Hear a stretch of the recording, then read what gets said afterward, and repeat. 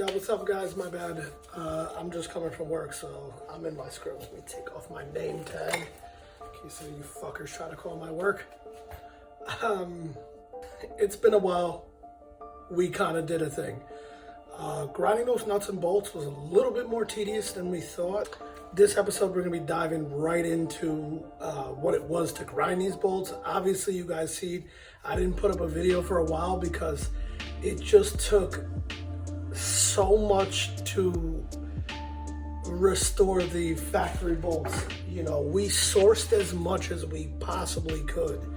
At some point, you know, we had to restore old parts. I mean, they're just Acura. I mean, we basically went through calling Acura dealerships to see what they had on the shelf and who had what, and people who worked at Acura dealerships and stockpiled parts. I mean, we sourced as much as we possibly could without, you know, having to turn to restoring. But, you know, for the car to look stock, we had to use the stock bolts. But most of these bolts, unless it's like a, you know, suspension bolt that's frequently ordered and universal to multiple cars, we pretty much had to, you know, restore the bolts.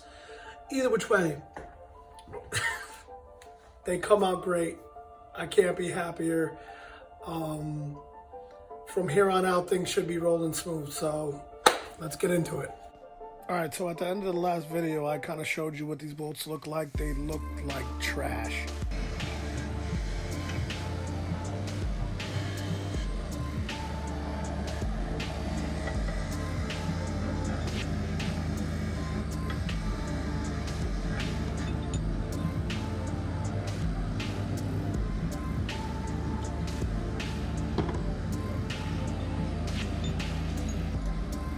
If you're ever going to do this, I advise to wear protective gear because with the amount of drinks of whiskey we were having, we were shooting these bolts all over the shop. I'm surprised we escaped with our teeth in both our eyes, but we managed to get it done.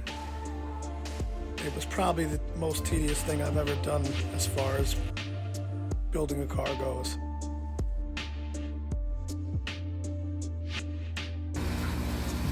Right.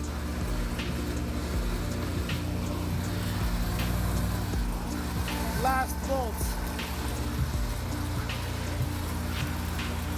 And a quick shot of the steering wheel after we finished it with the structure bars. Obviously, for tradition's sake, here's Dan doing what he does every single night. Clouding up the garage with carbon monoxide and rubber smoke. This part was a complete shit show. We had bought every part or every tool you can possibly buy to remove these bushings and ultimately ended up cutting them out. Everything had to be perfect. After we got everything ready, off to powder coat.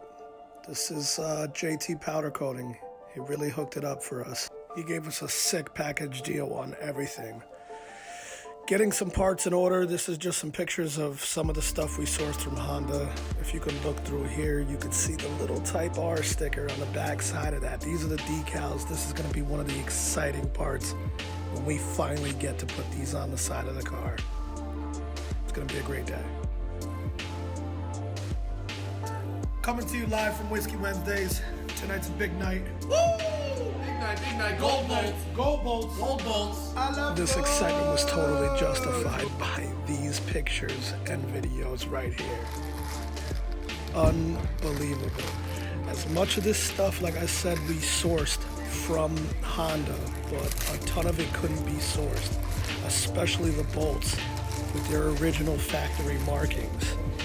We separated and individually put every single matching bolt in its prospective spots.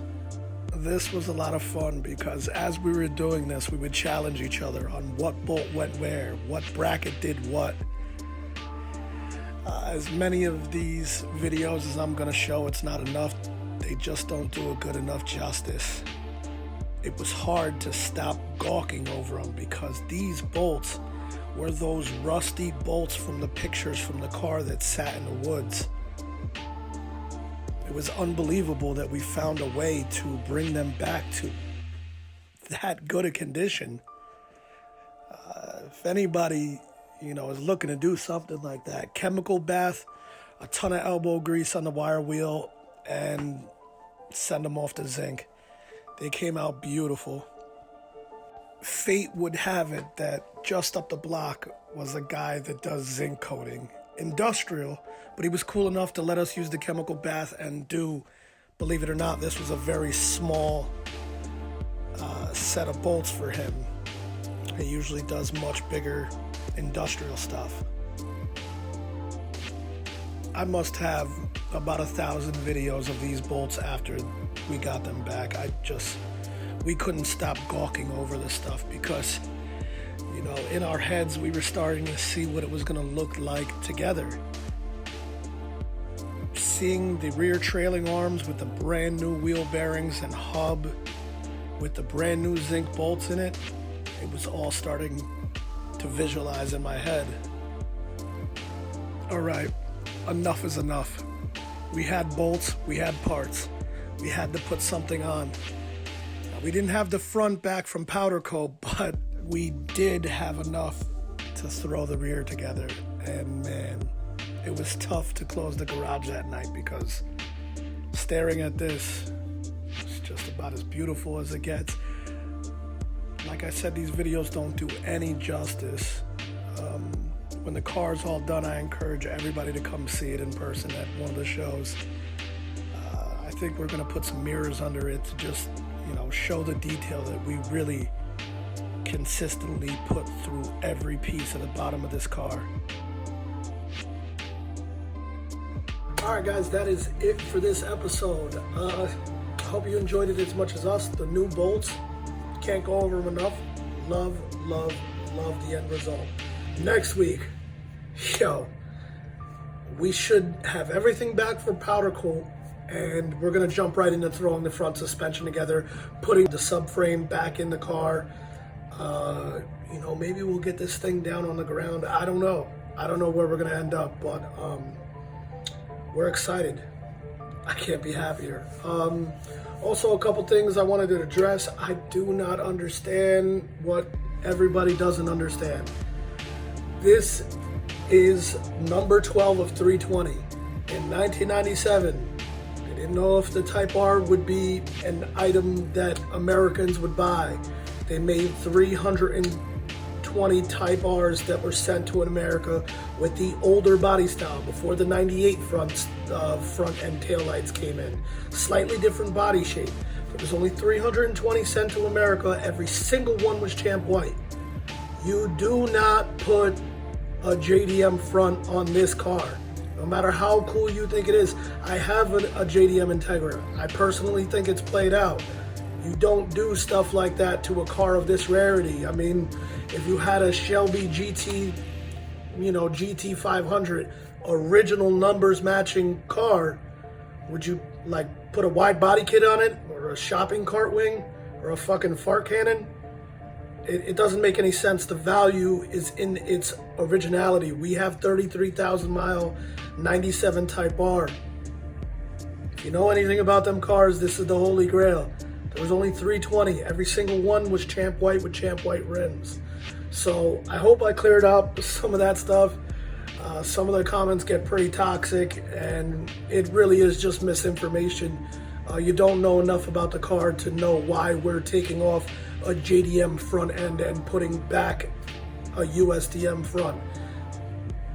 You have to. You have no other choice. Anyway, next week, powder coat. Tune in, subscribe, like, drop comments. Thank you for watching.